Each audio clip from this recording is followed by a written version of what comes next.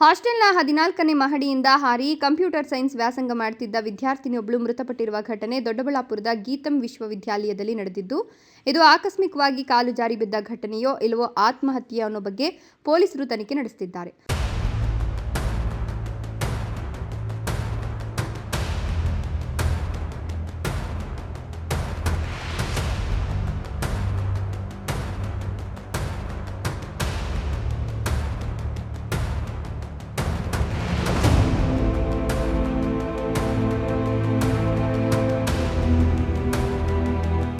ದೊಡ್ಡಬಳ್ಳಾಪುರ ತಾಲೂಕಿನ ನಾಗದೇನಹಳ್ಳಿಯಲ್ಲಿರುವ ಗೀತಂ ವಿಶ್ವವಿದ್ಯಾಲಯದಲ್ಲಿ ನಿನ್ನೆ ಮಧ್ಯಾಹ್ನ 3 ಗಂಟೆ ಸಮಯದಲ್ಲಿ ಘಟನೆ ನಡೆದಿದ್ದು ತಡವಾಗಿ ಬೆಳಕಿಗೆ ಬಂದಿದೆ.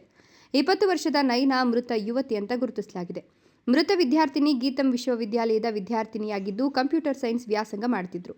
ಸರ್ಜಾಪುರ ಮೂಲದ ವೆಂಕಟೇಶ್ ಅನ್ನೋರ ಮಗಳು ವಿಶ್ವವಿದ್ಯಾಲಯದಲ್ಲಿರುವ ಹಾಸ್ಟೆಲ್ನಲ್ಲಿ ಇದ್ದುಕೊಂಡು ವ್ಯಾಸಂಗ ಮಾಡುತ್ತಿದ್ದರು. ಆತ್ಮಹತ್ಯೆಗೆ ಸಂಬಂಧಿಸಿ ದೊಡ್ಡಬಳ್ಳಾಪುರ ಗ್ರಾಮಾಂತರ ಪೊಲೀಸ್ ಠಾಣೆಯಲ್ಲಿ ಪ್ರಕರಣ ದಾಖಲಾಗಿದೆ. ಗೀತಂ ವಿಶ್ವವಿದ್ಯಾಲಯದಲ್ಲಿ ವಿದ್ಯಾರ್ಥಿಗಳ ಆತ್ಮಹತ್ಯೆ ಪ್ರಕರಣಗಳು ಪದೇ ಪದೇ ಮರುಕಳಿಸುತ್ತಿರುವುದು ಹಲವು ಸಂಶಯಗಳಿಗೆ ಕಾರಣವಾಗಿದೆ.